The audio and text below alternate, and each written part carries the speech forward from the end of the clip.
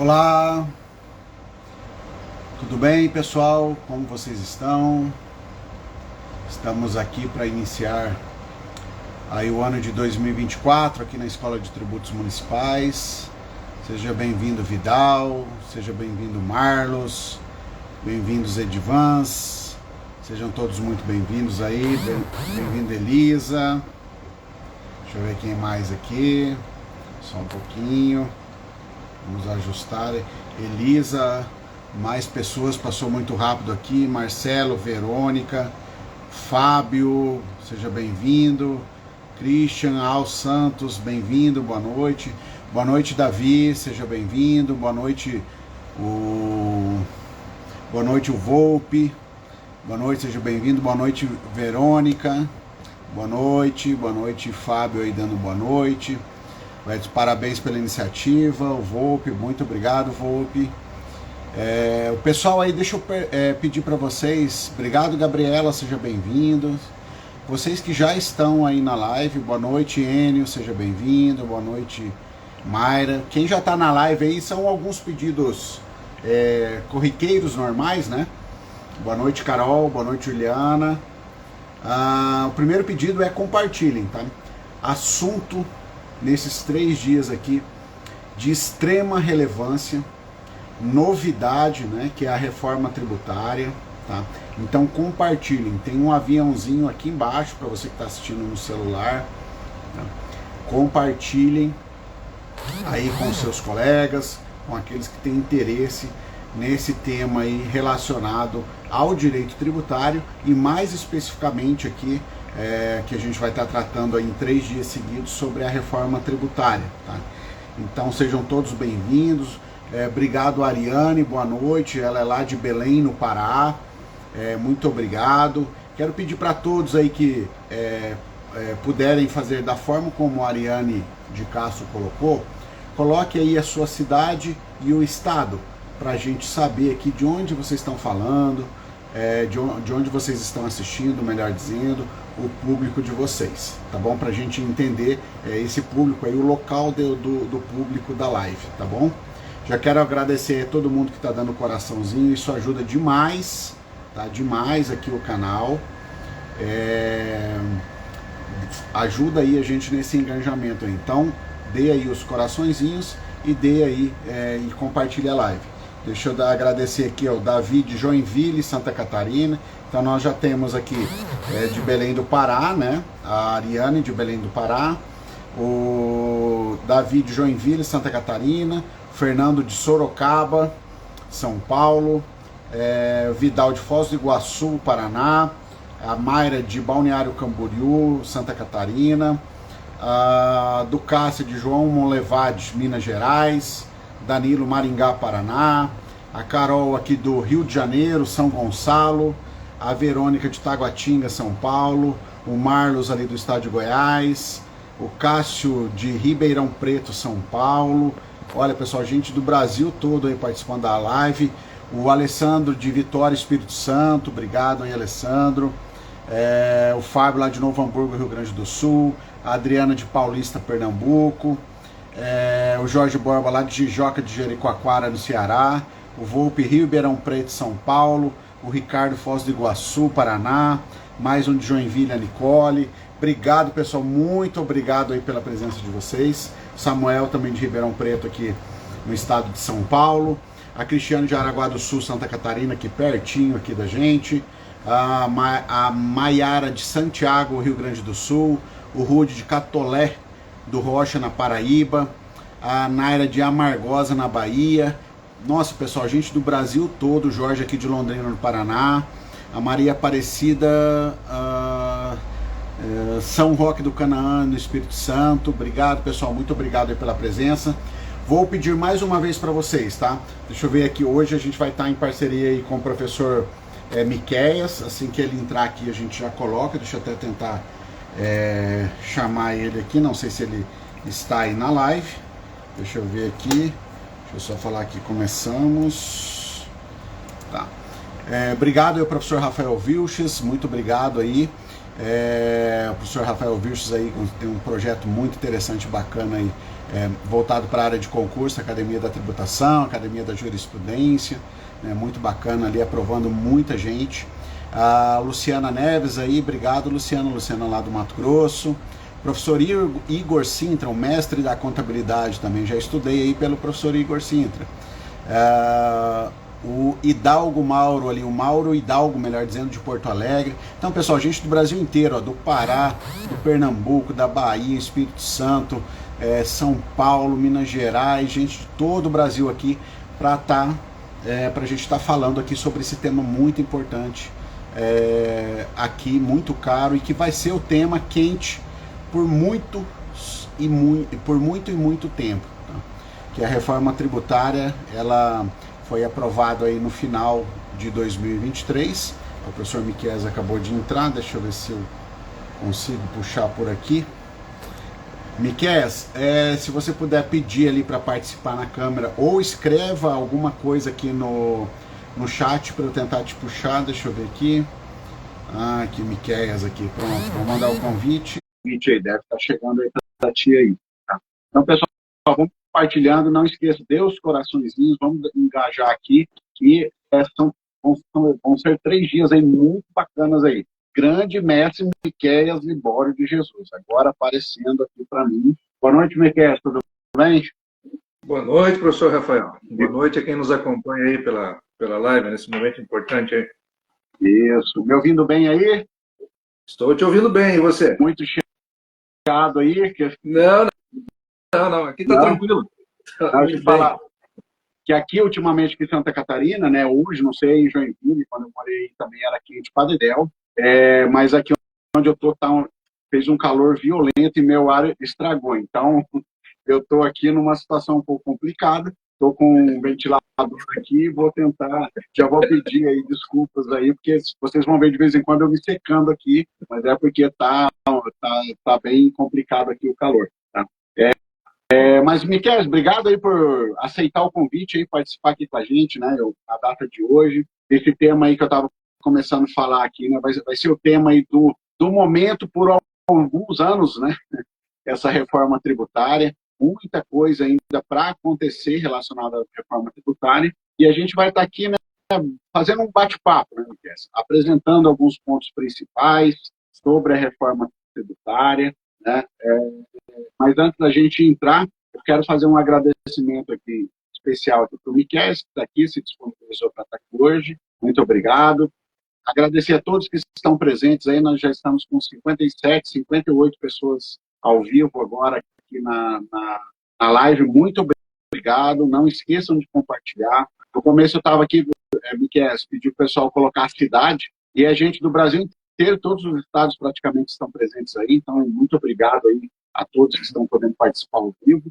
Vou solicitar para vocês, principalmente para você que ainda não segue o Instagram da Escola de Tributos Municipais, que siga, vá lá em cima, tem uma setinha, já aproveita, baixa, já segue a Escola de Tributos Municipais. Caso não siga também o professor Miqueias também, já vai ali no mesmo botãozinho ali, vai ali, baixa, aí vai aparecer um botão para você seguir, então segue tanto o professor Miqueias quanto a Escola de Tributos Municipais. Falei aqui, ó, Rio Quente, Goiás, agora mais um de Goiás, aí tivemos o Marlos de Goiás. Então, pessoal, sigam aqui tanto o perfil da escola quanto do professor Miqueias e não esqueçam de compartilhar com os colegas online. Tá? E hoje aqui, pessoal, um bate-papo, ele visa apresentar aqui os principais aspectos da reforma tributária. Na verdade, os 3 dias, né, eles visam aí apresentar aí os principais aspectos da reforma tributária. Sem aí, hipótese alguma e sem pretensão nenhuma de esgotar tema, tá? Porque é impossível, né? A gente vai ver aqui no bate-papo que muita coisa, né, depende ainda de, por exemplo, de leis complementares, né? Vai depender de atuação. A gente teve essa semana, se eu não me engano foi essa semana, né, Miquel? Você até que me mandou a criação, depois a gente vai colocar um post na escola, uma portaria do Ministério da Fazenda, se eu não me engano, né, 34, criando grupos técnicos de trabalho para tratar aí de temas relacionados aí à reforma tributária. Então, muita coisa ainda vai acontecer. A gente não vai aqui esgotar o tema, a gente vai trazer alguns aspectos. Hoje aqui é um panorama geral, tá? E até porque, assim, a gente não vai entrar muito em discussão, porque como é algo muito novo, muitas linhas de interpretação vão começar a surgir a partir do texto posto. Então, vai ter um texto, tem esse texto escrito, o Rafael vai ler esse texto e vai ter uma interpretação, o Miqueias vai ler, pode ser que o Miqueias tenha uma interpretação um pouco diferente, e assim vai ser, assim que acontece com qualquer texto. Nós temos o Código Tributário, né, Miqueias, desde 66, e desde 66 existem divergências, né, de entendimento. Continua suscitando dúvidas ainda, né? Exatamente. Então, aqui não é pretensão nenhuma, então a gente também não é o dono da razão, até porque muita coisa precisa acontecer. Então, a gente vai estar tratando aí desses temas aí referente à reforma tributária, tá? Os principais temas. Vou apresentar aqui para quem não conhece a Escola de Tributos Municipais. É um projeto que agora, no dia 19 de janeiro, estará fazendo 3 anos, né? Vai fazer 3 anos que a gente fez a primeira live aqui na escola, então trazendo bastante conteúdo. Ano passado nós começamos com alguns cursos, nós temos o projeto do Clube do Fisco, onde a gente disponibiliza ali materiais gratuitos, aulas gratuitas, a gente fornece descontos de até 80% para quem é membro ativo do Clube do Fisco nos cursos da Escola de Tributos Municipais. Então, é um projeto bem bacana que eu convido vocês aí para conhecer. É só você acessar o site www.escoladetributos-municipais.com.br e vai ter uma abinha lá do Clube do Fisco, tá bom? A gente vai estar aí sobre esse tema da reforma tributária, a gente vai estar lançando um e-book aí em fevereiro, tá? Sobre a reforma tributária, vai estar disponível. Inclusive, para quem for membro ativo do Clube do Fisco e estiver ativo por pelo menos 2 meses consecutivos, vai poder ter acesso gratuito a esse e-book, tá? E quem não for membro do Clube do Fisco e quiser ter acesso ao e-book, a gente vai estar comercializando também aí em separado. Tá bom? E aqui a gente vai ter aqui os 3 dias, hoje com o professor Miqueias, amanhã nós estaremos aqui com o professor Edivans, e na terça-feira, o último dia, nós estaremos com a professora Cláudia Govet. Tá bom, pessoal? Então, essa breve apresentação aí, antes da gente começar a entrar aqui nos temas. Inclusive, né, Miqueias, eu falei assim, eu vou pegar só umas coisas para ver. E eu comecei a colocar e não conseguia tirar. Eu falei, meu Deus. Mandei para o Miqueias e falei assim, Miqueias, isso aqui é o que a gente está programando falar, mas eu acho que não vai dar tempo. Não, é tema para umas 2, 3 lives, só aquilo ali.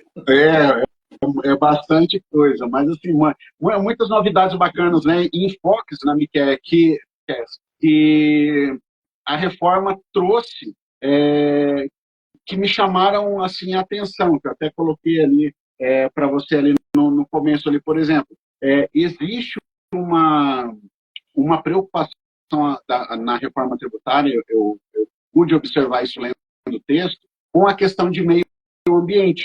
A gente vê várias passagens relacionadas que fala do meio ambiente como um diferencial. Então, pode ser que a gente comece a experimentar daqui para frente uma tributação, né, um pensamento no direito tributário, olhando mais para questões ambientais, né? Não sei se você conseguiu perceber isso, Miqueias, ali na... Percebi, sim. Até aqui nos meus estudos eu estou tratando como tributação ambiental. Na verdade, esse tema ele já é debatido nos campos acadêmicos há algum tempo já, né? Inclusive, em alguns tributos, como IPTU, já se vinha buscando essa extrafiscalidade. E são debates que vêm ganhando consistência com as questões ambientais que o Brasil enfrenta. E não é só uma questão a nível de Brasil e mundo, né? Na verdade, essa reforma tributária trouxe muito a impregnação de direito ambiental para dentro do direito tributário, ou melhor, levando o direito tributário como um instrumento de salvaguarda do meio ambiente. Então, nós não vamos ver um direito tributário punitivo. Para isso, nós já temos as multas, as sanções, quando se fala de atividade econômica que venha comprometer o meio ambiente, ou que polua, ou que não cumpra a regra.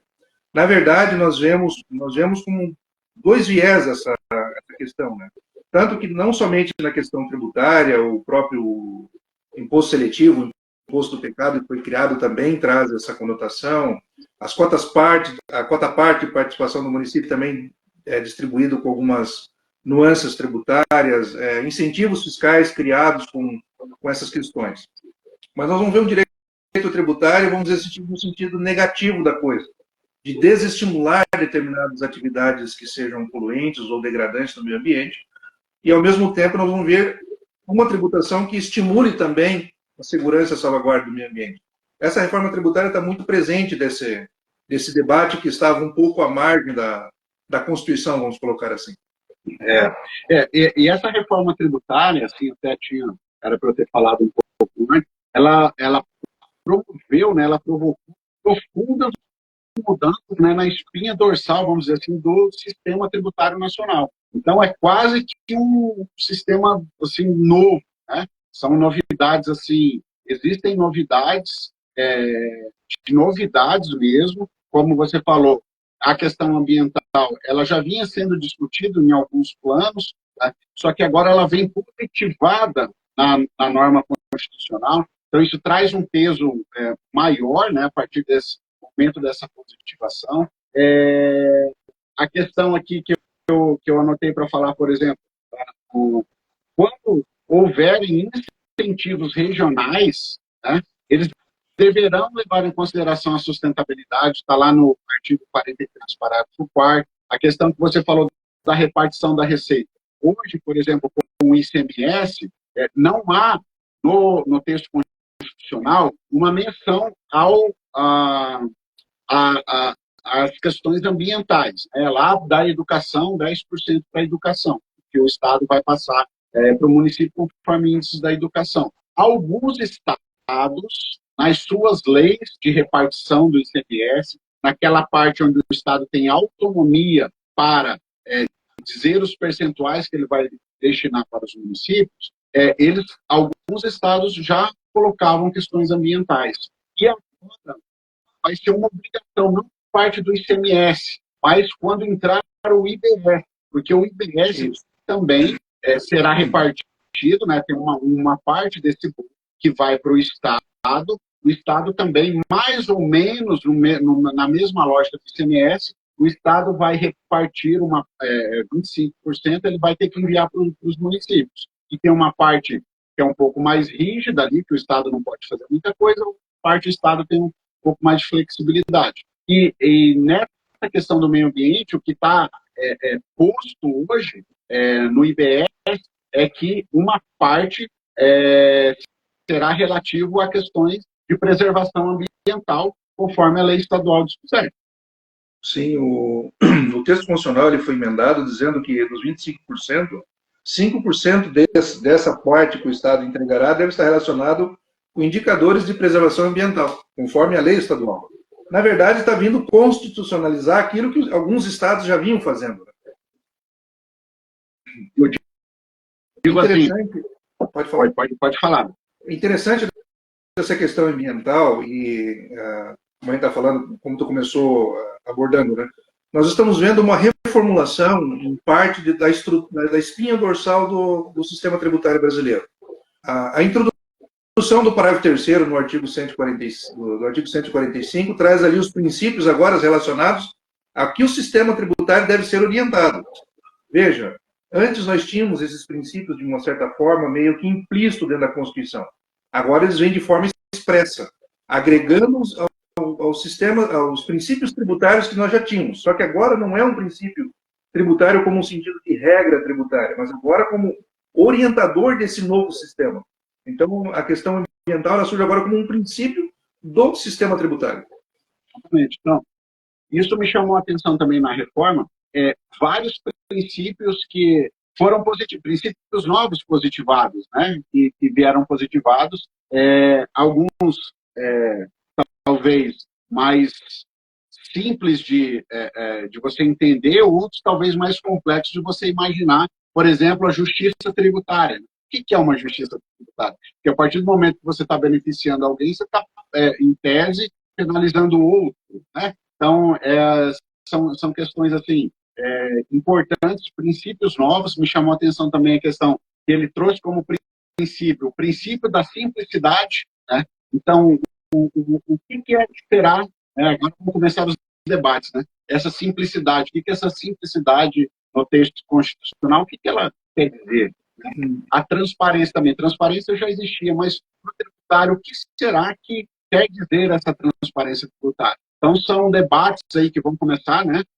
Que começaremos aí a ver aí nos próximos anos aí. Para a gente poder entender isso, Rafael, é interessante a gente ver o que norteou essa reforma tributária. Na verdade, ela vem com toda uma discussão de custos de conformidade, porque carga tributária, efetivamente, em tese, não dá para reduzir, porque se nós fizermos isso, teremos que fazer antes uma reforma administrativa para encolher o tamanho do Estado, né? Então, a reforma tributária, antes de ser uma reforma de carga tributária, ela vem simplificar o sistema. Então, quando nós olhamos sobre essa ótica de princípio, como ele está colocado, está muito entrelaçado com esta origem dessa reforma tributária. Em toda a discussão, na verdade, dando um passo atrás, essa reforma tributária já era para ter ocorrido no ano de 2003. Só que a época, as circunstâncias políticas, como estava o governo federal daquela época, e quando nós lemos as literaturas relacionadas às reformas tributárias que o Brasil experimentou já desde 65, claro que em 65, com a efetivação da emenda constitucional 18, nós tivemos efetivamente uma positivação de um sistema tributário até então inexistente no Brasil. Nós vimos bases sendo firmadas sólidas, tanto que estão aí até hoje. A Constituição de 88 aperfeiçoou aquele sistema, mas não corrigiu os defeitos. Só que todas as reformas, principalmente da Constituinte para cá, que foram micros reformas, micros ajustes, sempre tiveram como viés o ajuste fiscal do país, o que não é a mesma coisa que uma reforma tributária. Uma reforma tributária está intimamente relacionada com outras questões do Estado, principalmente com a ordem econômica. Então, a simplicidade, ela já estava de forma implícita quando se buscava a segurança jurídica, uma interpretação conforme da legislação, uma interpretação adequada à realidade econômica do sujeito passivo, à realidade jurídica do sujeito passivo, tanto que a reforma, em alguns dispositivos, fala sobre a necessidade de se preservar os ajustes contratuais, entre outras coisas. Então, quando a gente fala dessa simplicidade, está relacionada a esse contexto histórico que nos norteou até aqui. É muito importante também a gente tentar entender, né, o que gerou, né, o que motivou a questão da reforma. Então, muitos conflitos, né, muitas decisões judiciais que chegaram aos tribunais superiores, que a gente vê em alguns momentos na reforma, que aquilo que os tribunais vinham decidindo, eles acabaram adaptando de uma certa forma no texto constitucional. Você que vai ler aí, que já acompanha o direito tributário há mais tempo, você vai notar, mas me parece que eu já vi isso aqui em algum lugar. Aí você vai lembrar e vai pesquisar, ou você já vai lembrar de cabeça, ou vai pesquisar, de repente você vai achar aí em referente a alguma orientação, principalmente dos tribunais superiores, né? Então ele vai... É só olhar as decisões do Superior Tribunal de Justiça, em especial, né, do Supremo Tribunal Federal, aqui abstraindo a conotação política de algumas decisões, é só olhar como que na última década, principalmente nos últimos 5 anos, como que se acirrou as questões tributárias envolvendo PIS, COFINS, ICMS, o ISS também, com questões de mais de década trancada no Supremo Tribunal Federal, que acabou sendo decidida há 1, 2 anos atrás, e não resolveu as questões práticas do dia a dia do contribuinte.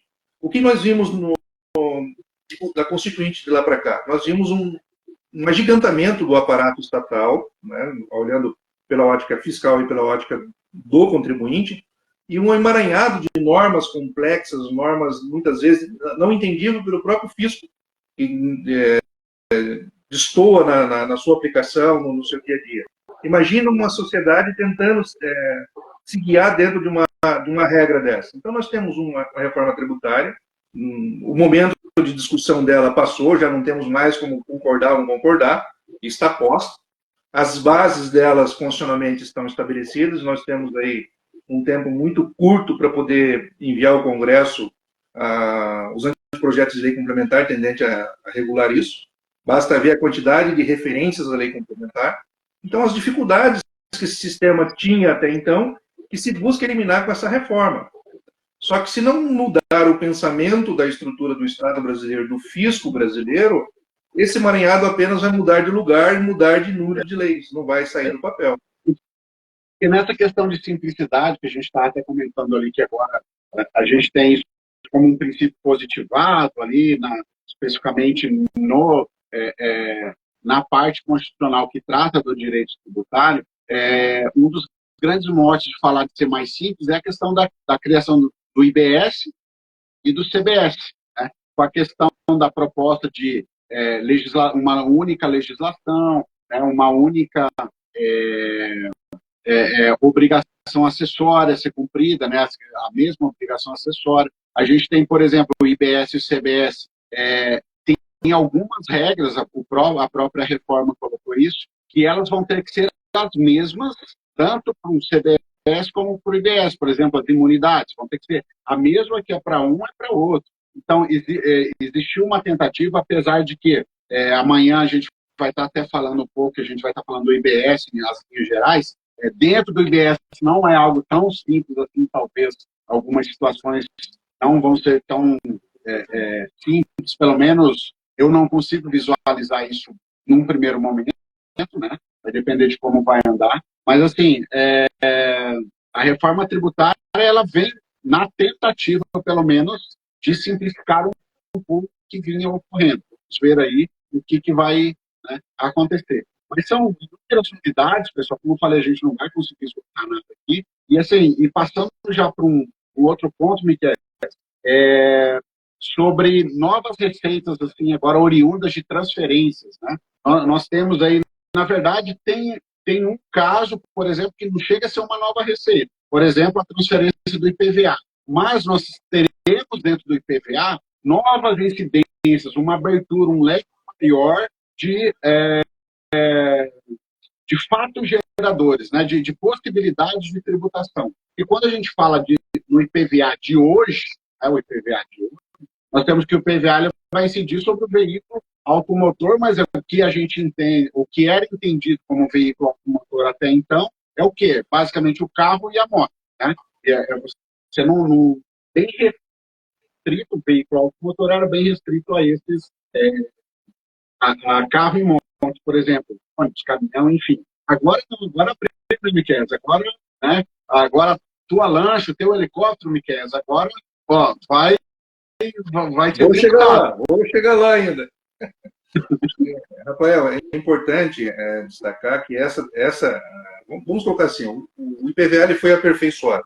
Na verdade, isso já é discussão de décadas que está aí dentro, que essas figuras, ou essas expressões, passavam à margem do IPVA, até porque isso ficou limitado a veículos automotores e o conceito jurisprudencial fechou como veículo de rodas, rodovias, esse tipo de veículo, né? Deixou tudo à margem. Só que tem que chamar um pouquinho a atenção que sobre o critério territorial para definir espacial, né? Para definir quem é o município que vai receber a partilha, né? Porque como ficou definido na nova redação do inciso 3, 50% do produto da arrecadação do imposto, do IPVA, sobre propriedade de veículo automotor licenciado em seus territórios. Então, no caso dos veículos terrestres, eles serão no local aonde está domiciliar, aonde foi feito o licenciamento. Por exemplo, se é Joinville, é Joinville. Já nos demais, os aquaviários e os aéreos, é no domicílio dos seus proprietários. Então, nós podemos ter, por exemplo, Balneário Camboriú, com todas as marinas lá, e pessoas espalhadas pelo estado. Então, os municípios que tenham essa característica vão ter que ficar bem antenados a essa modificação. Porque, de fato, para os municípios passa a ser uma nova fonte de receita, uma vez que isso não era tributado até então. E essa questão aí foi muito bacana, essa sua colocação, da questão do critério espacial, né? Entrando na regra matriz, pegando aí a parte do critério espacial, e a gente vai ver isso também, às vezes, alguma dificuldade do critério espacial no IBS. Tá? O IBS ele também vai ter a tributação, e aqui já alertando o pessoal que agora o IBS é bens e serviço, não é necessariamente só a mercadoria, é um bem. Então vai haver discussões, não sei como, porque assim, pessoal, inúmeras coisas da reforma tributária dependem de lei complementar para dizer o que vai ser e o que não vai ser. Tá? Mas, por exemplo, esse de bens. Eu tenho um carro, Miquel, vendi o carro para você. É um bem. E aí, vai ter o IBS? Como que vai funcionar? Como é que é isso? É uma coisa que a gente, né, não sabe, é uma discussão. É assim, ó. De forma geral, tudo que nós estamos falando aqui, esses conceitos já existem no mundo jurídico. Então, de certa forma, esses conceitos eles não serão modificados da noite para o dia. Então, eu acredito que o conceito de mercadoria, do que é bem em circulação, ele vai permanecer. Porque, na verdade, quando se fala operação, é um negócio jurídico tendente a migrar a titularidade da coisa de A para B. Então, esses conceitos, eu acredito que eles não sofrerão, num primeiro momento, grande impacto.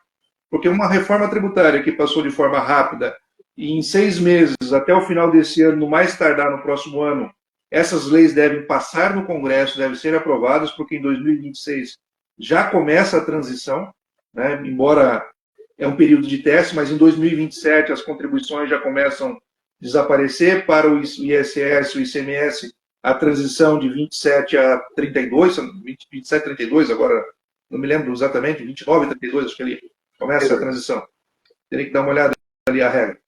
Mas então, esses conceitos eles serão positivados.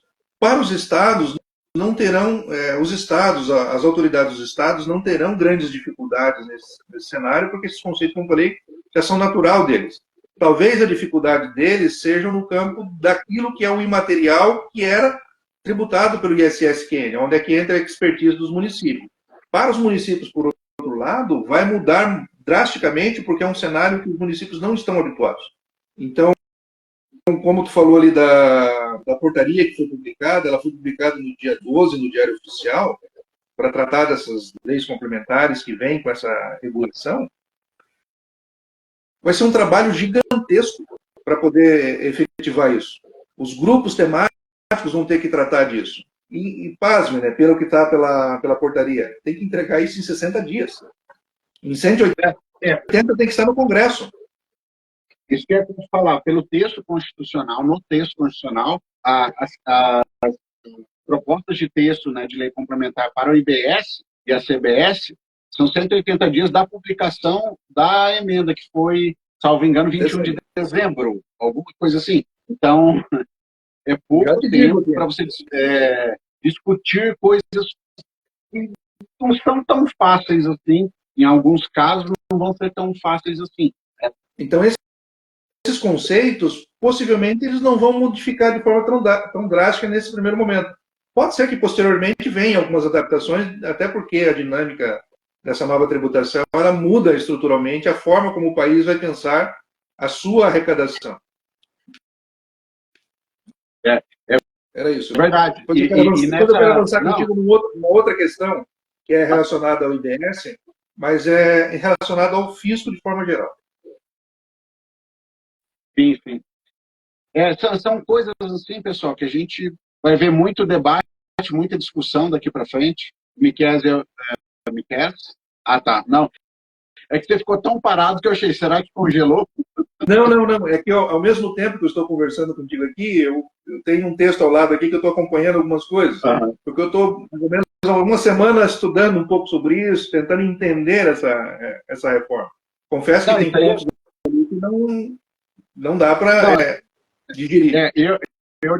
Está tudo muito embrionário ainda, vamos dizer assim, né? E o que eu falo assim, eu trabalhei bastante tempo com a Lei Complementar 116, né? E eu sempre falava assim, olha, eu já li essa lei, lê mesmo, assim, os dispositivos, tem dispositivo que eu devo ter lido mais de 100 vezes. E por incrível que pareça, às vezes lá na 50ª, 70ª leitura, eu não tinha pensado nisso. Você lê lá a lei de uma forma diferente, você consegue enxergar coisas que você não tinha visto. A gente acha uma vírgula que não tinha achado antes? Exatamente, você fala, é verdade, é por aí. Mas, enfim, aí ainda no caso da repartição das receitas, né, a gente vai ter a repartição do IBS, similar ao que é com o ICMS, só que daí vai ter a questão ambiental também. No FPM, a gente vai ter uma ampliação que vai entrar o imposto do pecado para ser dividido para o FPM. que hoje o FPM é o imposto de renda mais o IPI. Então, nós vamos ter aí um acréscimo aí, desse imposto do pecado, que a gente não sabe ainda exatamente sobre quais produtos, né, que tipo, isso vai ser a lei complementar que vai dizer. Tá? Então, assim, tem bastante novidades também em relação ao sujeito às transferências tributárias. Só, em relação ainda ao ajuste, por exemplo, algumas regras já são aplicáveis a partir da promulgação da emenda. Essa do IPVA é uma delas. Então, os municípios têm que começar a antenar como o Estado estão vendo as suas legislações, porque não basta a previsão constitucional. Então, nós temos essa característica do IPVA, que já é para agora, não é para daqui a 10 anos, como é a implantação do IBS da CBS por completo. Tem uma outra modificação, e eu vou suscitar aqui e vou deixar para a professora Cláudia Roveri se debruçar em relação a isso. Nós temos dois impostos que são irmãos, né, que é sobre transmissão de propriedades, né, e bens, né, que é o ITBI e o ITCMD. O ITCMD foi aperfeiçoado, né? O ITBI passou despercebido, poderia ter recebido as mesmas considerações, porque é o mesmo imposto, só cindido. Realmente a progressividade, né? Exatamente. Isso a jurisprudência já reconhecia e entrou no texto constitucional agora. Isso. Só tem uma questão seguinte, tem reformas que virão ainda pela frente, porque esse texto constitucional ele não está perfeito, pelo menos nos bastidores fala que haverá necessidade de alguns ajustes, principalmente na cota parte da repartição do ICMS ali, né? Parece que o critério populacional não ficou muito bem ajustado, porque ele pode quebrar alguns municípios e deixar outros bem na fita, vamos colocar assim. Só que em relação ao ITCMD, é bom nós darmos uma olhada com cautela no inciso 7º que foi introduzido no parágrafo 1º, que fala das não incidências relacionadas ao ITCMD. Tá? É quase que a mesma imunidade que nós temos lá no ITBI para transmissão de bens à pessoa jurídica não incidente, quando em realização de capital. Aqui, nós vamos começar a enfrentar uma nova figura de planejamento tributário baseado nisso aqui, porque trouxe aqui para dentro figuras como instituições sem fins lucrativos, finalidade de relevância pública.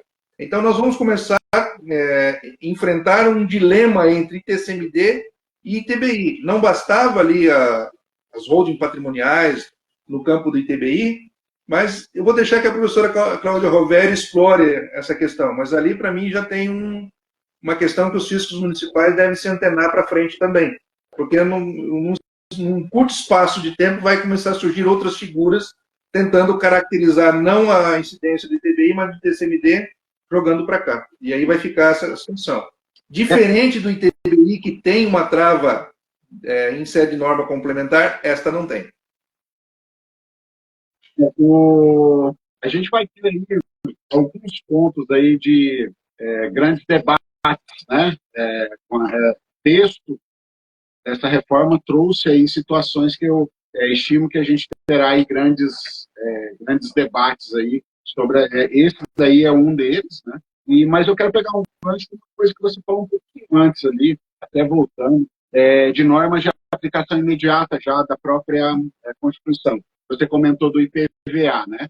Os municípios ficarem atentos, porque a partir de agora, a qualquer momento, o Estado pode, na sua lei, uma lei ordinária, vai instituir o IPVA, passar a contemplar as embarcações, né?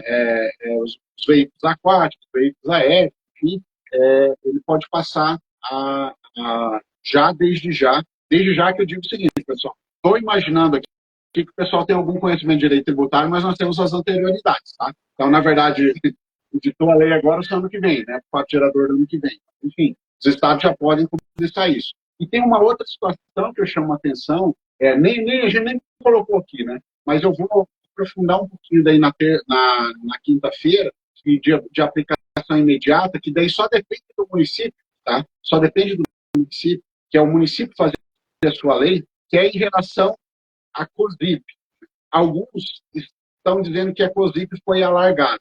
Eu vejo naquele dispositivo, no 149A, a nova novo texto, no caso, eu vejo ali, na verdade, dois tributos. Porque ele é para financiamento lá e expansão, por exemplo, do sistema de iluminação pública, e ele é, da forma como eu vejo, e ele é ali para o financiamento e expansão, por exemplo, do monitoramento da segurança e limpeza dos logradouros públicos. Então, isso os municípios já podem começar a debater. A gente tem um ano aí para debater, para que isso, caso venha a ser editada uma lei do seu município, para daí, no ano que vem, esse tributo já começar a valer no município de vocês.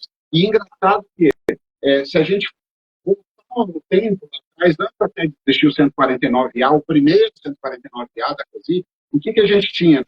A gente tinha alguns municípios que cobravam a iluminação pública através de uma taxa, né? A TIP, né? Taxa de iluminação pública. E isso foi objeto porque não, a iluminação pública não assume as características de taxa. Não tem, ela não é específica, não é divisível, né? Ela não assume aquelas características. E muitas leis aí instituídas, elas foram declaradas inconstitucionais, e teve esse movimento forte, e o que acabou acontecendo? Criou-se o 149A, o anterior a esse agora, só falando da questão da COSI. E daí, na reforma, eles acrescentaram a questão da limpeza dos logradouros públicos e do monitoramento. Porque tem municípios, eu conheço municípios, Miquel, que ele cobra taxa de limpeza pública, e também é inconstitucional, é da mesma linha. Né? Então, agora, principalmente esses municípios, o que seria o mais correto? Vamos começar agora, em janeiro, já discutir como talvez a gente pode instituir colocar, né, no âmbito da tributação a limpeza pública, só que agora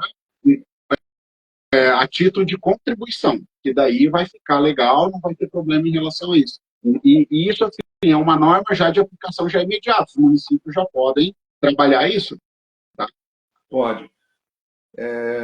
E ali é o seguinte, né, como contribuição, a forma como estava redigido inicialmente o artigo 149A, que foi dado pela Emenda Constitucional 39, né, se eu não estou enganado, ela não permitia nenhum alargamento do uso desse valor. Por exemplo, Joinville arrecadou milhões com essa contribuição com simples modificações. É um tributo que aparentemente é simples de arrecadar, eu não quero delongar aqui, mas tem uma imperfeição nele relacionada ao lançamento. Em outro momento, podemos só discutir só sobre isso aí. Né? O lançamento tributário não está sendo feito pelo município, então nós temos uma irregularidade na cobrança desse tributo. Só partindo do princípio aqui que o pessoal tem uma noção aqui de direito tributário, o lançamento ele tem que ser feito de acordo com o 142 do CTN, autoridade administrativa. E aí, no seu município, é uma autoridade administrativa que lança a COSIP? Muito provavelmente não. Né? Não sei se tem algum município aí que lança. Aí, o problema já começa por aí, né, Miquel? Começa por aí. Outra questãozinha para o município também, sem querer entrar nos temas das próximas lives, é o IPTU, tá?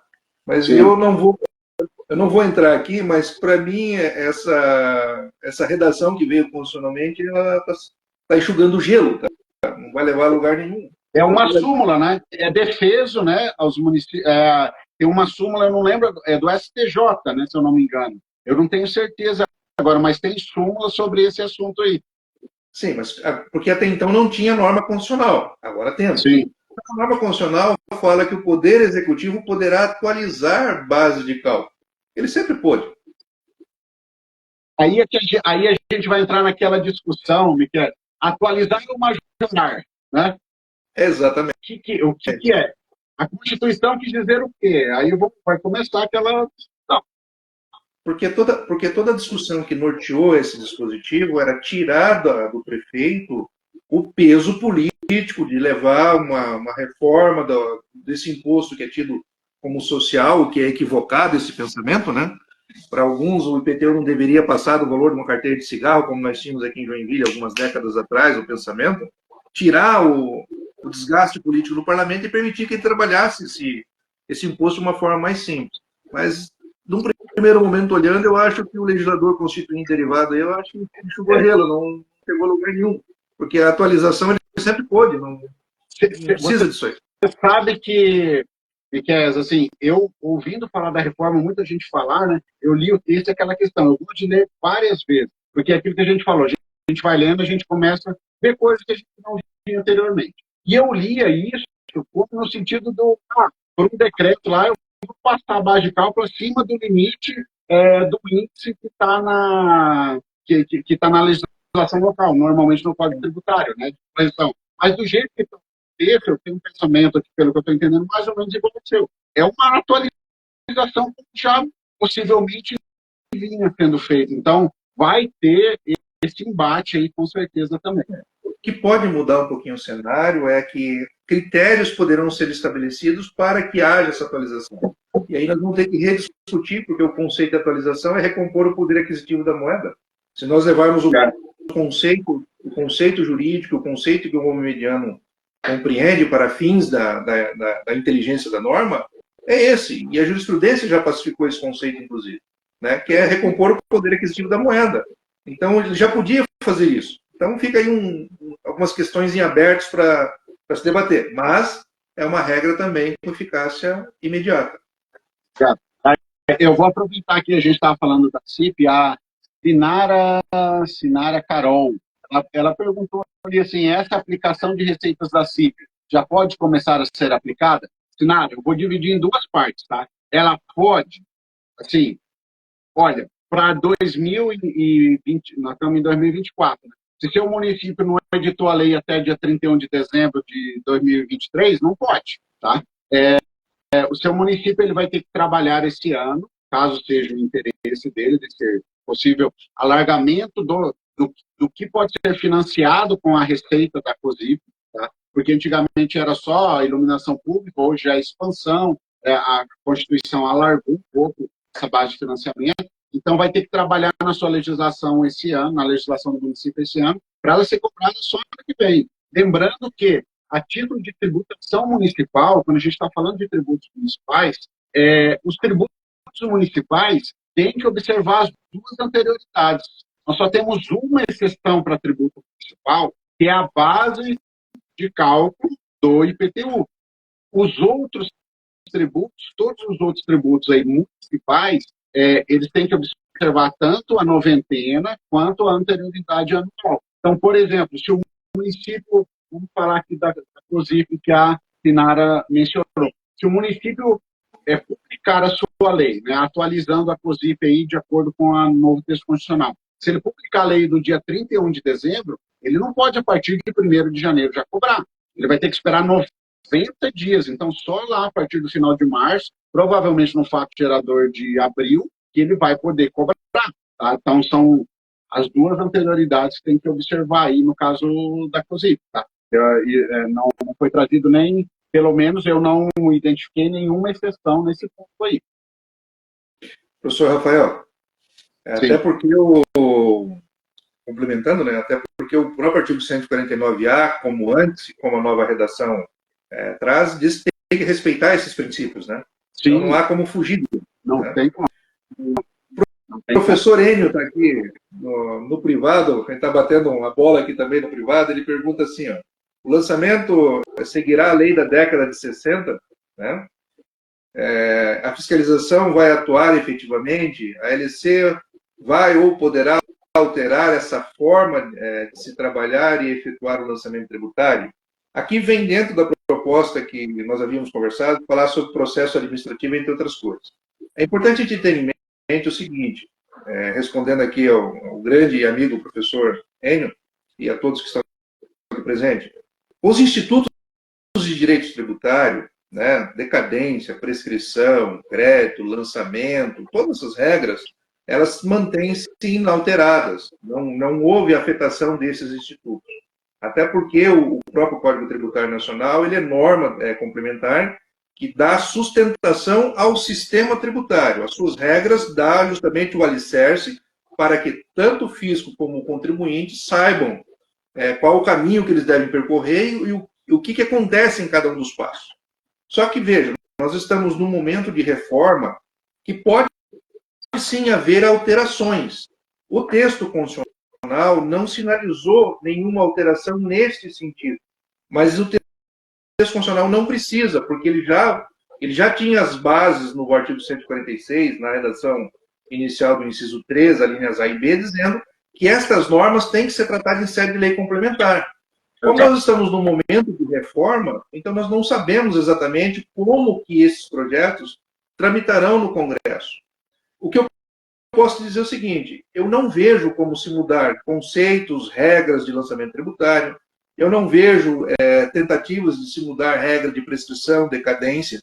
Talvez, aí até que ponto, nesse momento eu não poderia responder, o quanto que a jurisprudência não pacificou os institutos lá da decadência, principalmente a contagem, para os tributos sujeitos ao lançamento por homologação.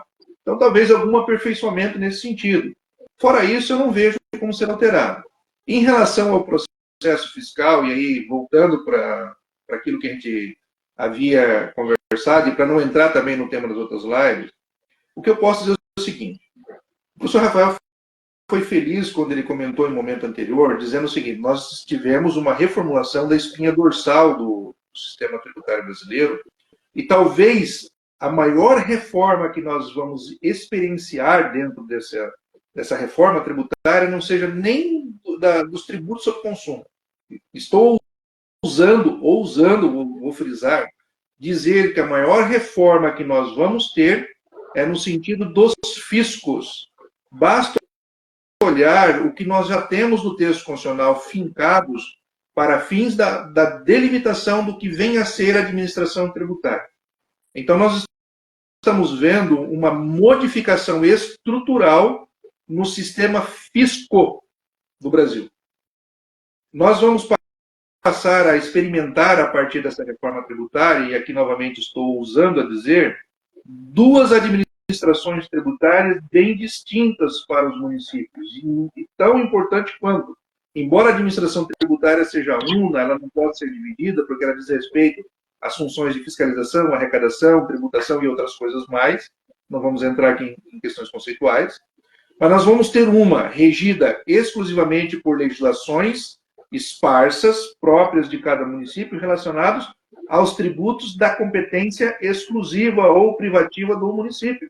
Taxas, contribuição de melhoria, contribuições especiais, IPTU, ITBI, e por aí vai. Então, esse nicho de tributos ficarão à margem do sistema criado para o IVA dual. Já o IVA dual, ele está unificando o fisco brasileiro, verticalizando, inclusive fala da cooperação, né, como um dos princípios ali, né, do sistema tributário. Essa cooperação é tanto entre os fiscos, tanto fisco contribuinte. Então, o que nós vamos ver a partir de agora? Um verdadeiro fisco não da União, não do Estado, não do município e não do Distrito Federal. A partir dessa unicidade desses dois tributos, desse IVA dual, eu ouso dizer que nós experienciaremos uma figura de fisco republicano, do Estado brasileiro, Estado uno. Porque as regras que estão sendo delimitadas ali, e o legislador constituinte, ele detalha muito bem o IBS, né, no critério dizer quem cabe o lançamento, cria a figura do comitê gestor, delimita as competências, fala inclusive que as administrações tributárias da União, dos estados e do município do federal serão exercidas no comitê gestor, e vai atuar de forma integrada. Então, inclusive, o processo administrativo fiscal será uno para todos eles. O que nós não vemos um processo fiscal igual para os tributos de competência do município. Então, nós vamos experienciar dois modelos bem diferentes de atuação. Um de forma integrada, de forma racional, e o outro voltado diretamente por esse nicho. Repito, os dois são, as duas, né, são extremamente importantes para o município. Uma, porque vai cuidar daqueles tributos que somente o município pode cuidar, e outra, no compartilhamento, já que a competência no IBS ela é compartilhada. Surgiu agora uma figura diferente dentro da classificação das competências tributárias, que era comum, privativa, exclusiva, toda aquelas balela que nós já estamos acostumados a estudar, mas agora nós vamos falar de competência compartilhada. O que significa essa competência compartilhada? Então, nós vamos começar a experienciar uma nova realidade. E ouso dizer, esses servidores espalhados pelo país afora integrarão a estrutura do comitê gestor, que tem uma estrutura especial. Então, nós vamos começar a verificar uma coisa diferente no sistema tributário brasileiro. E, assim, essa questão é um conceito novo agora de competência que é compartilhado, que não existia. Então, nós vamos ter aí, pela primeira, eu não lembro, para mim, que é a primeira vez aqui, pelo menos no Brasil, que um tributo que a sua receita, tudo tem características de Estado e de municípios, só que vai ser instituído por uma lei que vai ser editada pelo Congresso Nacional, né? E agora a gente vai ter, se você ler, quem leu a reforma tributária vai ver que o IBE será instituído por uma lei complementar. É a lei complementar que vai instituir o IBS, no caso, né? Além de outras matérias que vão ter que ser regradas, referente a esse tributo, terão que ser regradas aí, por lei complementar. E daí a gente vai ter para fazer a gestão um comitê, né? Esse comitê vai fazer a gestão, esse comitê ele vai receber esse dinheiro e vai fazer a repartição desse dinheiro, por exemplo, né? Desse valor que foi arrecadado. Então, tudo isso, assim, são questões ainda que vão envolver debates e como que isso vai funcionar, né? Vai precisar de, com certeza, aí, de sistemas muito bons, né?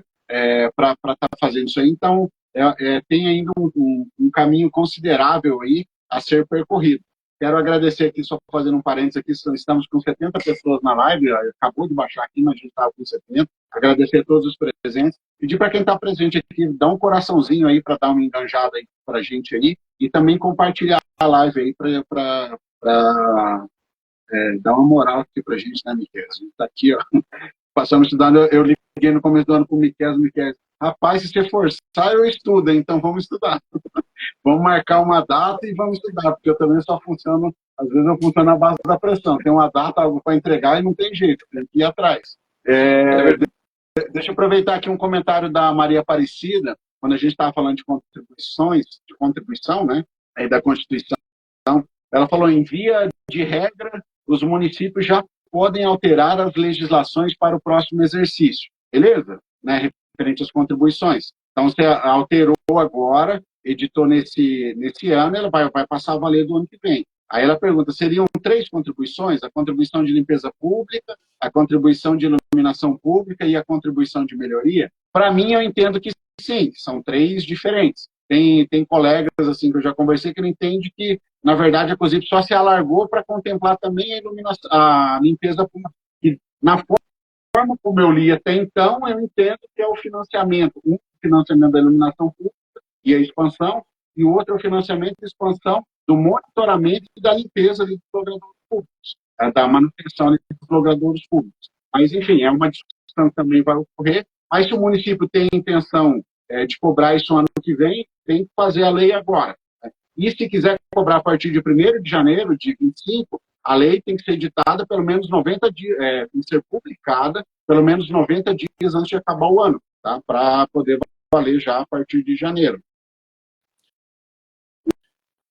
Deixa eu ver. Tá. Aí eu acho que era mais. Não, virou muito comentário aqui, me perdi, pessoal. Se o pessoal quiser direcionar o comentário, porque tem um ponto de interrogação aqui no canto direito, para quem está no celular, se direcionar o comentário para ali, daí fica mais fácil de resgatar, porque aqui eu já vi que eu perdi alguns aqui. Eu vou comentar aqui, acho que é o J. Borba, agradeço aqui já o comentário, ele só faz uma ponderação da inclusão do parágrafo 17 no artigo 37, que já era uma discussão do início dos anos 2000, da necessidade de uma lei complementar estabelecer uma lei orgânica para os municípios.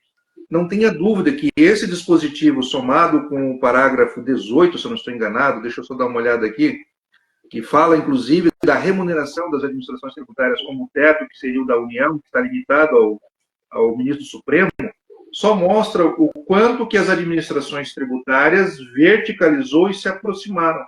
Isso só reforça a ideia de um fisco não estadual, federal, municipal, mas um fisco da República, do Estado brasileiro. Isso mostra uma outra característica que já era para ter sido implementado, que era no campo do ICMS, no próprio campo do ISS, do IPI, PIS, COFINS, que na verdade são verdadeiros tributos federais, que deveriam ter uma legislação unificada e padronizada em âmbito do território nacional.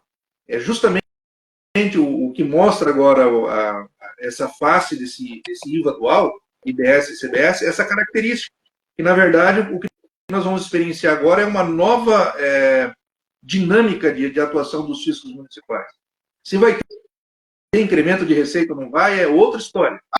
Ainda não conseguimos saber disso ainda, né? Nem temos bola de cristal para adivinhar muitas coisas aí. Nós falarmos agora é especulação.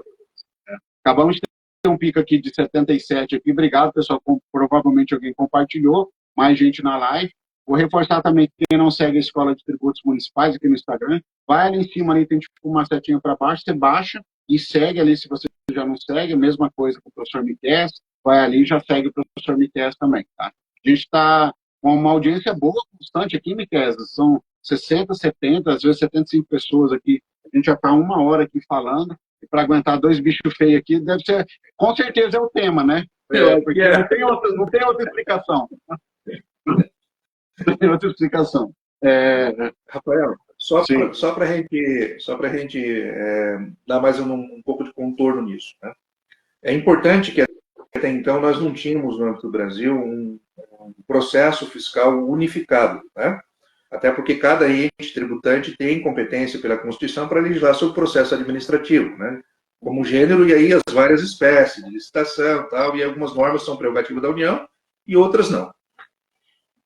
Mas, a partir de agora, nós começamos a ver, efetivamente, aquilo que foi delimitado na reforma tributária, ou micro-reforma, e nós tivemos uma verdadeira reforma tributária no Brasil em 2003. Se nós olharmos a formatação do IBS, nada mais é do que pegou o Simples Municipal, ressalvadas as particularidades do regime, que segue vigente sobre a égide dessa nova reforma, nós aperfeiçoamos aquela dinâmica a partir de agora. Se nós olharmos, muitas bases que estão colocadas aqui já estavam lá colocadas em sede da Lei Complementar 123. A figura do comitê gestor, até então desconhecida no Brasil, não me lembro de ter nenhuma outra figura presente, né, no ordenamento jurídico, exceto a do comitê gestor do Simples Nacional. Só temos uma diferença: o comitê gestor do Simples Nacional ele só tem atribuição para normatizar. A partir de agora, o comitê gestor do IBS e da CBS é mais amplo. Não é somente normatizar. Ela vai executar todas as funções das administrações tributárias. Ou melhor, os fiscos, né, dos 4 níveis de governo vão agora participar dentro desse comitê, realizando as suas funções de fiscalização, de arrecadação e tudo mais. Inclusive, as prerrogativas das procuradorias também estará executada no comitê. E é importante que a gente perceba o seguinte, que houve, de forma muito cirúrgica, pelo legislador constituinte, a preservação das autonomias das administrações tributárias dentro do Brasil, que é uma das maiores discussões entre os fiscos municipais. Claro que nós somos aqui municipalistas, né? Nós estamos nesse viés. Humanamente, tirando os grandes municípios, as grandes capitais, os municípios do interior de grande porte, até uma covardia compararmos a dinâmica dos fiscos municipais com o Estado e União, né? Eles estão muito anos-luz à nossa frente, até pela qualidade dos tributos em termos econômicos de repercussão que eles administram. Os municípios, a partir de agora, têm um dilema a ser enfrentado, porque como é uma reforma tributária que muda drasticamente a espinha dorsal do sistema brasileiro, no sentido de fisco, muitos fiscos não têm sequer estrutura para dar conta dos seus tributos próprios. Aqueles municípios que têm uma certa estrutura, num espaço temporal de 10 anos, perderá circunstancialmente os seus quadros pela aposentadoria. Então, nós vamos ver, inclusive, uma oxigenação dos quadros daqui para frente. E uma nova dinâmica em termos de uma lei orgânica, equiparando os fiscos em todos os níveis de governo. Exatamente. Essa questão aí, e daí, essa unicidade, não sei nem se o termo talvez certo seria isso, essa unicidade de ações perante ao IBS, com a junção dessas duas esferas, estadual e municipal, no tocante ao IBS, né, que está sendo criado agora, a gente vai ter até um assunto muito importante, que inclusive é um assunto que o professor Miquel vai estar desenvolvendo um curso aqui na Escola de Tributos Municipais e desenvolvendo um e-book também, que é a parte do contencioso, né? A gente tem, você já até falou um pouco do contencioso administrativo aí, então a gente tem nos municípios, e principalmente municípios, quanto menor é o município, mais, vamos dizer assim, mais dificuldade esse município tem com esse tema de contencioso, né? Quando algo vai para o contencioso do município, e a gente agora, no tocante ao IBS, a gente vai ter um contencioso uno, né? Vamos dizer assim, é um para o IBS. Então, até no próprio e-book, aquilo que tiver de atualização e até no curso, né, professor Miquel, já até fazendo um merchan aqui, o professor Miquel está com a previsão de fazer o curso aqui em maio, né? Curso do procedimento administrativo, até lá, se tiver alguma novidade, já vamos fazer alguma inclusão, né, dessa parte, mas aí fazendo aí o curso em maio, pessoal, então já anotem suas agendas aí, uma previsão aí de curso com o professor Miquel aí de processo administrativo no mês de maio, tá? Aqui pela Escola de Tributos Municipais. Então, essa questão do contencioso administrativo também, a gente vai ter uma alteração significativa nisso quando a gente está falando de IBS, né, Miquel? Sim, novamente, né, tudo que nós falarmos nesse momento não passa de especulação. O que nós temos é apenas as bases funcionais, né, delimitando aquilo que pode vir a ser. Porque, na verdade, a verdadeira, né, para ficar bem redundante, né, bem da verdade, a efetiva reforma tributária virá em sede das leis complementares, porque são elas que darão o suporte para que esse sistema pseudo-pensado constitucionalmente venha a ter efetividade. E até esse momento, falando de processo administrativo, tanto na parte... só um parênteses aqui. A gente costuma dividir, né, processo e procedimento, né? Processo e procedimento. Há uma linha da doutrina que entende que processo administrativo é somente quando ocorre o contraditório e a ampla defesa. Então, seria a parte da discórdia, do litígio. Né? Então, alguns entendem que somente essa parte haveria, porque ali ocorreria o contraditório e a ampla defesa. Uma parte da doutrina, e talvez sendo ela minoritária, a qual eu me fili, eu entendo que tudo é processo. Né? Os procedimentos são fases do processo. Né? A diferença é que nós temos um inquisitivo e outro contencioso. Tá bom? Então, nós vamos ter a unificação das duas partes do processo, do contencioso e do não contencioso. E, atualmente, olhando a dinâmica do Simples Nacional, o mais próximo da realidade que a gente pode ter é o que nós temos, que é o Simples Nacional que está efetivado. E ele diz, né, dentro dessa... e, na verdade, não é uma competência compartilhada de tributo, né, nós temos na Constituição, lá seria funções, né, de administração tributária que estavam sendo compartilhadas. Agora não, nós temos uma competência tributária no campo da instituição e exercício da arrecadação dela compartilhada, mas no Simples Nacional o que nós temos mais próximo da realidade é dizendo o seguinte, que o ente tributante que fez o lançamento, seja ele tributos do Estado ou da União, né, exerce a função de administrativa contenciosa, julga. Então a gente não sabe como isso vai ficar nas instâncias do IBS. Do comitê gestor, do IBS. Até porque, pessoal, só reforçando, desculpa, Miquel, isso, pessoal, vai depender de lei complementar. Assim, uma lei complementar, vamos dizer assim, é o cara para a reforma tributária, porque ela vai trazer muitos regramentos, porque a Constituição vamos dizer assim, é o norte, é o norte ali, e tem que seguir. A lei complementar, principalmente no caso do IBS, é o que vai ditar realmente os pormenores, né, os regramentos ali de algumas situações. Tá?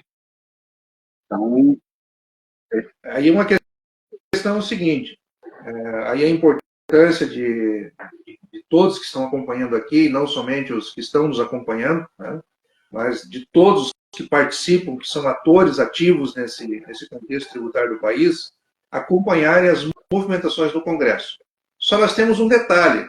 Em julho deve travar o Congresso, porque nós começamos a trabalhar o período eleitoral de 2024. E muitos desses deverão estar concorrendo. Então, muita coisa não deverá andar a partir de julho no Congresso. Então, acompanhe essas reformas, participe de alguma forma desses debates, verifiquem aquilo que efetivamente sejam favoráveis ou desfavoráveis à carreira, à municipalidade, à tributação, à sociedade brasileira de forma geral. Porque, como falamos, nós estamos vendo uma reformulação da espinha dorsal do sistema tributário. Se vai ser positivo ou não, só o tempo vai nos dizer. E nós não vamos conseguir saber disso nos próximos 10 anos. É quando efetivamente entrar a reforma que nós vamos sentir o tranco dela. Aí eu vou usar um termo que você usa com frequência no direito tributário, tá? Se você me autoriza. Miquel costuma falar do manicômio tributário, né? Se a gente tinha um manicômio, por 10 anos nós vamos ter 2 agora. Tá vendo? Nós vamos ter 2 ali para estar um com o outro. Vou aproveitar aqui e fazer um comentário do Fábio. Ele perguntou como ficará o Simples Nacional na reforma. Por enquanto, que foi alterado na reforma é que o optante do Simples Nacional ele vai poder optar se ele recolhe o IBS e o CBS pelo Simples ou fora do Simples. Se for dentro do Simples, continua a regra do Simples toda normal, né? Aí ele não tem direito ao creditamento. Se ele recolher o IBS e o CBS fora do Simples, daí ele passa a ter direito ao creditamento. Agora, os pormenores disso, não sei, depende de lei, tá, Fábio? Pormenorizar isso aí. Sobre o Simples Nacional, eu vou usar novamente dizer, peço perdão aos colegas que nos acompanham, que tudo que nós estamos falando aqui são especulações. Né? Não há como afirmar isso de forma categórica, até porque nós não temos bases. O que nós temos são pontos constitucionais que delimitou algo a ser implementado. O Simples Nacional deve se ocupar dos menores nichos. Eu acredito que ele deve ser ampliado consideravelmente a partir da implementação da reforma. Apenas o comitê gestor dele deve morrer, porque não faz sentido ter um comitê gestor para o Simples Nacional, tendo o comitê gestor do IBS e da CBS, né, que praticamente vai se fundir. São 2 tributos, né, que serão arrecadados de forma uníssona. Tanto que o legislador constituinte foi preciso ao colocar um dispositivo no artigo 149, agora se não me engano, acho que o C, dizendo que tem que ter as mesmas bases, os mesmos fatos geradores, os mesmos alegos, os mesmos contribuintes, tal, não os livros, né? Mas todas as mesmas referências, inclusive unificando o contencioso. O que nós imaginamos que vai acontecer a partir de agora? É ser tratado tudo como uma coisa só. Só dividiu a competência. Exato.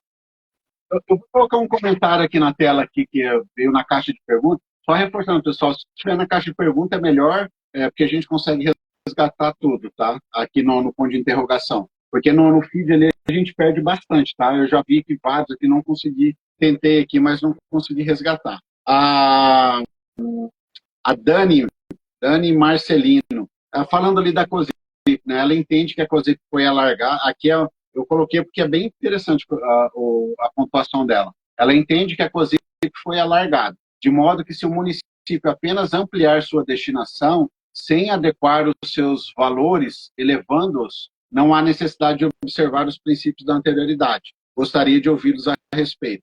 Dani, eu vou dar a minha opinião aqui, e depois o professor Miquel pode falar também. O que acontece, né?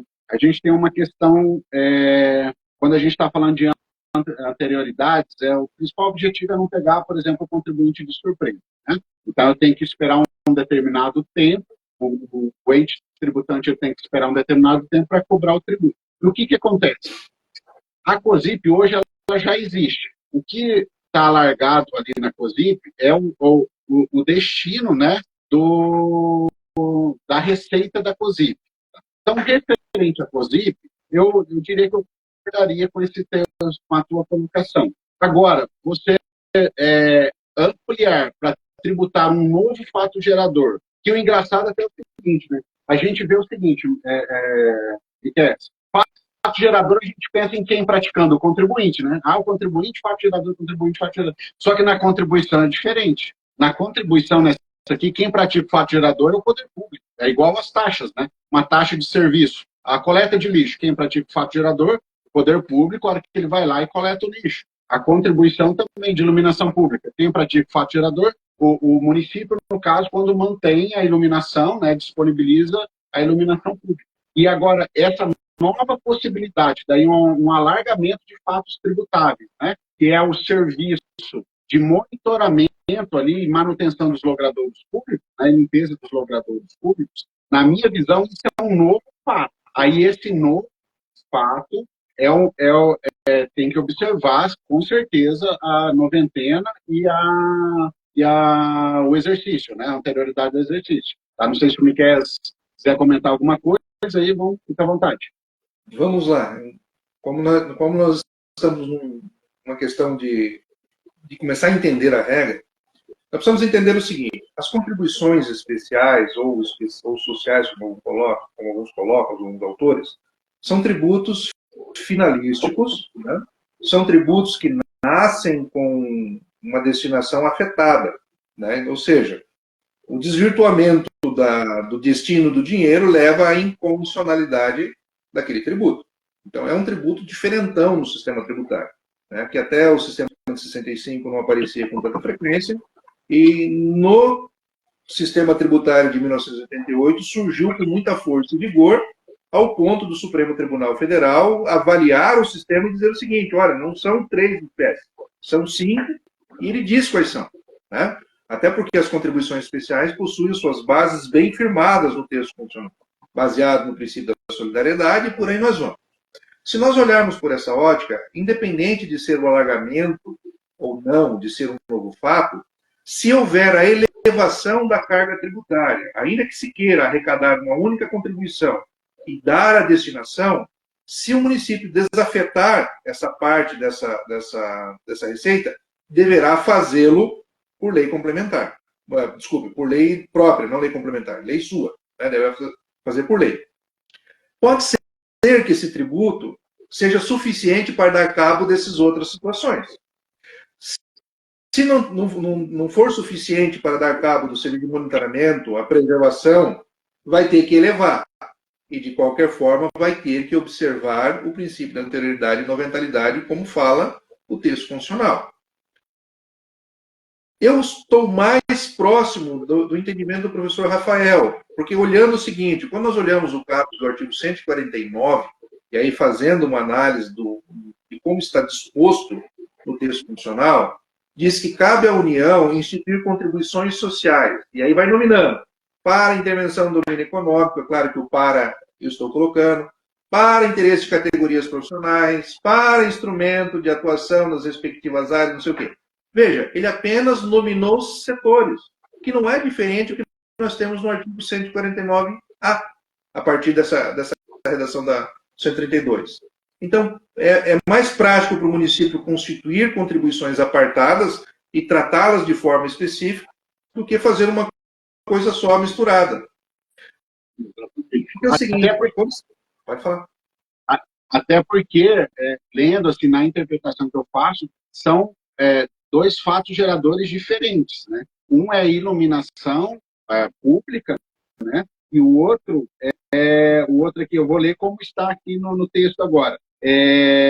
O outro a receita, ela vai ser para o custeio, expansão e a melhoria do quê? Do sistema de monitoramento para segurança e preservação dos logradouros públicos. Então, eu entendo como situações diferentes, né?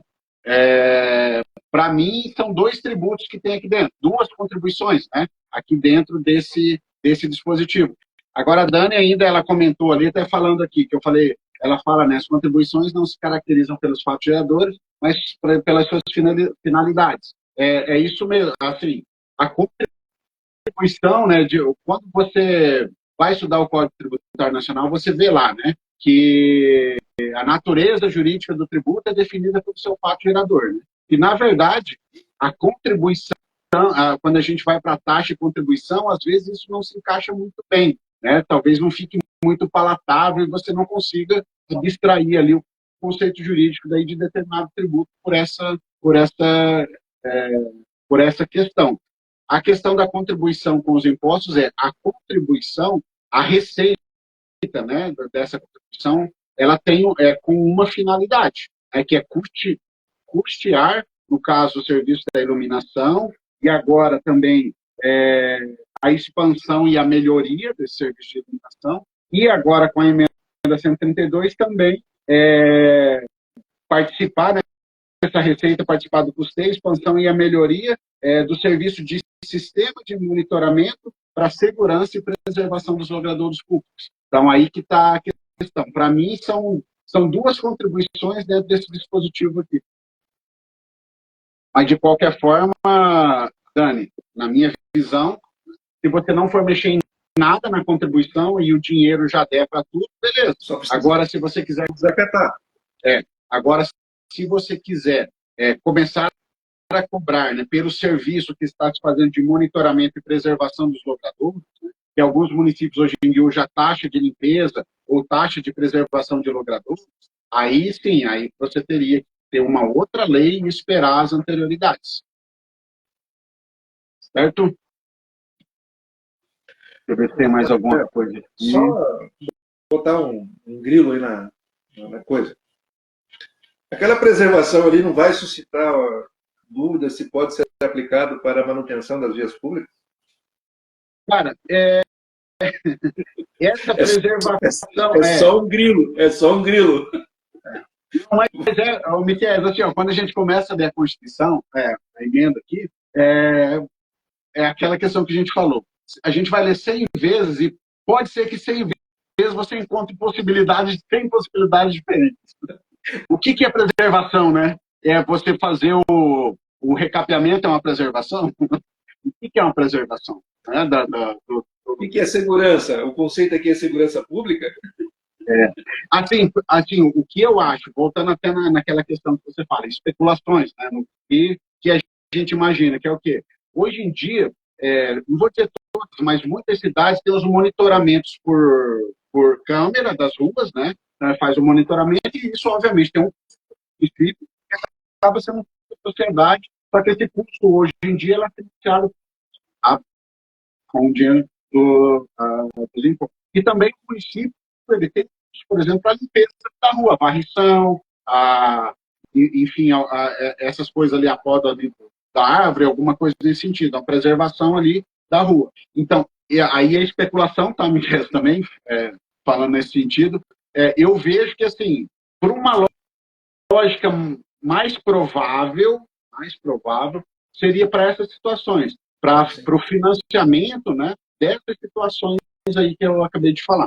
Até olhando o próprio histórico de como surgiu a COSIP no ordenamento jurídico, né, estaria mais próximo dessa realidade.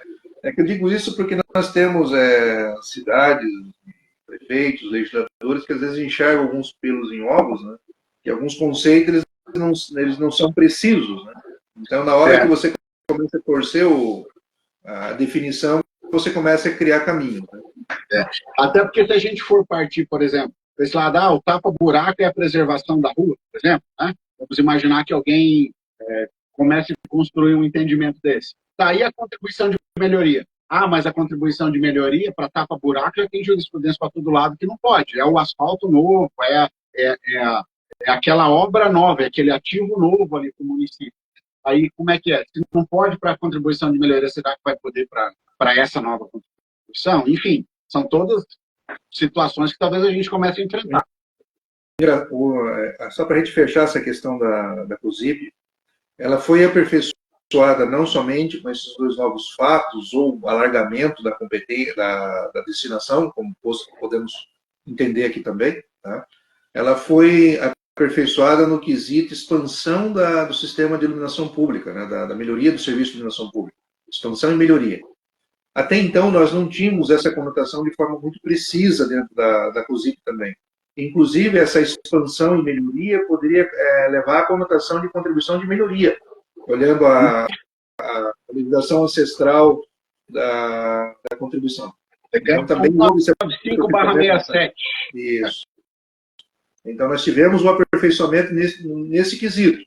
Então, se algum município cobrava contribuição de melhoria para alguma coisa nesse sentido, a partir de agora pode suscitar, de repente, um conflito de qual tributo poderia ser aplicado ou não. Né? Aí eu acredito, pelaquela questão de hierarquia, até por hierarquia das próprias normas, Isso daí morreria lá na contribuição de melhoria, porque agora eu tenho um texto constitucional dizendo que isso aqui agora é pela COSIP. Então, vamos fazer pela COSIP aí. Mas, enfim, são vários pontos em que a gente está chegando 1h30, que eu te falei que a gente ia chegar, né? A gente venceu, acho que quase todos os pontos, tivemos algumas manifestações, deixa eu ver, tem mais comentário aqui, a própria Dani ainda, ela falando as contribuições, tá, isso aqui já li, agradeço pelas informações, atuo já há 25 anos como consultoria na área tributária municipal, estou me aprofundando na reforma, aí ela ainda comenta nas justificativas da Câmara que acompanharam a proposta, se fala em um alargamento também. Sei que as justificativas não vinculam, mas é um norte a ser considerado.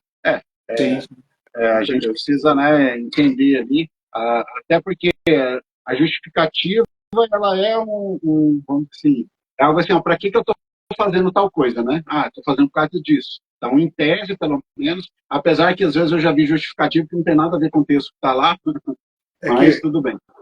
É que a gente tem que entender o seguinte, não é entender, a justificativa serve como um norte. Porém, a justificativa ela parte de um anteprojeto que é levado à discussão e muitas vezes, no curso da discussão, ela é alterada. Né? O ideal é que essas justificativas se mantivessem de forma concisa do início ao fim, não fosse modificada em sede das discussões. Ou se fosse, pelo menos, fosse adaptadas as justificativas. Mas sim, serve, de certa forma, para entender como se chegou naquela discussão. O Fábio comentou ali no histórico, ali, que eu consegui pegar, tá, no feed, e poucos cobram a contribuição de melhoria, pois é um tributo difícil de cobrar. Ele realmente é um tributo extremamente procedimental, tá? Dá um certo trabalhinho aí, principalmente em questão de você comprovar o valor dos imóveis, né? É uma questão um pouco mais chata. Já vou aproveitar o gancho do Fábio e falar que no final de fevereiro eu vou estar fazendo um curso sobre as contribuições, tá? Do município. Aí vai abranger a COSIP, a Comprel, tá? Aí sou eu que estou dando nome, eu estou inovando, se virar outra coisa, eu não sei. O que é Comprel? É a segunda contribuição do 149A, tá, pessoal? Isso aí é o Rafael que está falando, é a conjectura aqui do Rafael, que é aquela contribuição para o sistema de monitoramento para segurança, para a preservação de logradouros públicos, tá? E a gente vai trabalhar a contribuição de melhoria também. Então, fiquem atentos aí. E além desse meu aqui, como eu falei, em maio a gente vai ter um professor Miquel de procedimento administrativo tributário, então fiquem ligados aí na Escola de Tributos Municipais. Rafael, foi elegante eu falar da contribuição de melhoria, hein? Eu, quando falo sobre isso, eu digo que é um tributo chato. Bota chato nisso. Incomoda antes, durante e depois da execução da obra. Não, ele é um pouco, vamos dizer assim, espinhosinho, vamos dizer assim, para fazer. Mas, assim, é aquela questão, né, também, né, Miquel? Alguém, a partir do momento que algum município, apesar que a contribuição de melhoria não é só município, né, é competência comum, mas a partir de que um ente conseguir consolidar uma forma de fazer isso, eu vejo que é o canal, porque a gente está falando ali, a reforma tributária ela está trazendo vários princípios, dentre eles o princípio da justiça tributária. Aí eu falo o seguinte, puta, a contribuição de melhoria se enquadra aí. Por quê? Porque, olha só, vai lá o Rafael tem uma casa, né, ali um imóvel, uma rua jogada às traças, não tem asfalto, não tem nada, né? Aí, de repente, fazem um mega parque público ali próximo, asfaltam todas as ruas ali, o imóvel do Rafael, que valia 50 mil, vai estar valendo 250 mil. O Rafael experimentou uma valorização no seu patrimônio, não por como posso dizer assim, me fugiu a palavra agora, não porque o Rafael fez alguma coisa, mas porque o poder público fez. Então, eu tive um enriquecimento sem causa, vamos dizer assim. Não fui eu que causei aquele enriquecimento, eu enriqueci por causa dos outros. Tá? Então, seria justo cobrar do Rafael que compartilhasse com isso. Por quê? Porque, senão, a sociedade como um todo, ali, ao redor do município, o restante da sociedade vai estar pagando para a valorização do povo do Rafael, e eles experimentaram nenhuma valorização. Né? Então, é bacana isso daí. Inclusive, Rafael, agora falando sem forma jocosa da contribuição, na verdade, a contribuição de melhoria tem um grande histórico no sistema tributário brasileiro. Ela remonta, inclusive, às ordenações afonsinas, da época do Império. Então, ela é uma evolução ao longo do tempo. É um tributo incompreendido no sistema tributário brasileiro, pelo conjunto de regras que impõe, mas talvez seja o tributo mais justo que nós temos no sistema, em que o poder público, não somente isso, né, ela figura entre as políticas de direito urbanístico, ao lado do IPTU progressivo, ao lado de outras coisas. Ela está lá. Se nós buscarmos o Estatuto da Cidade, vamos em algum momento encontrar a referência a ela. Então, ela é um tributo justo, principalmente no momento em que nós vamos, pelo menos pela reforma, ficou delimitado, e acho que 180 dias também, né, ou menos 90, o governo federal deve mandar os projetos de lei para reformar o imposto de renda. Né? Em 90 dias. Nós já temos essa conotação também, mas é um tributo que o cidadão devolve para a sociedade aquilo que o Estado para ele entregou. E veja, diferente dos impostos que nós, na maioria dos casos, nós entregamos para o Estado para depois receber, a contribuição de melhoria não. Nós primeiro precisamos receber do Estado para depois devolver. Nós temos uma inversão na relação também. Exatamente. E você só vai, no caso da contribuição de melhoria, o contribuinte só vai realmente pagar se realmente ele teve benefício. Porque se ele não teve, ele não vai ter. Então, eu faço por essa questão toda, que é o que eu falo também em outros lugares, que eu brinco assim, se existe justiça tributária, né, a contribuição de melhoria seria o tributo, na minha visão, o tributo mais justo que, vamos dizer assim, que existe. Nos últimos anos caiu em desuso, vamos colocar assim, e aí eu não sei como é que funciona nos outros municípios, mas estou falando da realidade de Joinville, né? Em Joinville, nos últimos anos, passou-se muito para a questão de pavimentação comunitária. Então, a população assume diretamente com a construtora, né, ou com o empreiteiro, o custo da pavimentação, paver, esses outros lajotas, esse tipo de outras situações. E o poder público oferece lá a base ou a subbase e a parte de drenagem lá, né? Então, perdeu-se um pouco espaço, mas para os municípios que não efetivam isso, a contribuição de melhoria ainda continua sendo um tributo adequado, porém, é de difícil implementação em razão de que exige procedimentos antes, durante e depois da execução da obra. Né? Pode jogar uma pimenta agora, só para a gente fechar aí. É o seguinte, nessa questão que você falou que hoje em dia a sociedade se reúne, faz lá, e são os mutirões, né? Então, muitos municípios têm a sua lei do mutirão, só que o que eu vejo de problema em relação a isso, que a lei do mutirão fala o seguinte, aqueles que não aderirem, primeiro que, normalmente as leis, elas falam assim, ó, para que seja feito, sei lá, 70%, 80% da rua ali tem que aderir, né? Tem que assinar, tem uma concordância dos moradores ali. Só que uma parte pode não aderir. E daí as leis dos mutirões falam assim, ó, essa parte que não aderiu, eu vou cobrar a contribuição de melhoria. Não, é como assim, ó, ou é por um jeito ou é por outro, né? Vai ter uma valorização imobiliária, então há uma espécie, na minha visão, um conflito nessas leis que tratam, né, dessa forma, que é uma coisa perigosa também. Aqui em Joinville, é comum, às vezes, passar por uma rua, você vê a rua pavimentada e chegar lá no meio do canto, um cortado lá, um quadrado sem pavimento nenhum. Né? De duas, uma. Ou o cidadão não tinha como custear, ou era sovina mesmo, não queria pagar.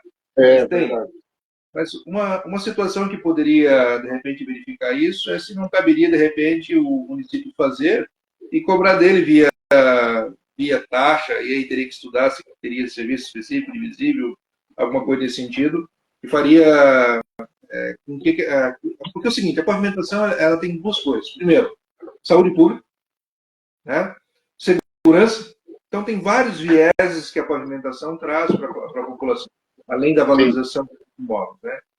É notório em ruas onde é que você tem uma pavimentação adequada, toda uma infraestrutura implementada, a qualidade de vida daqueles cidadãos ali modifica, né? Começando pelo critério de saúde. Né?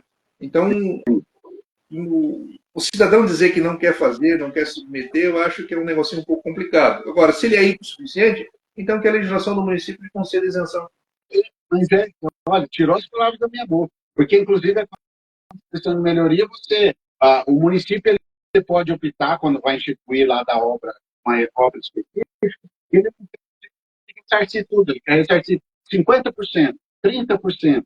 Aí ele pode colocar isenções, entendeu? Dá para trabalhar.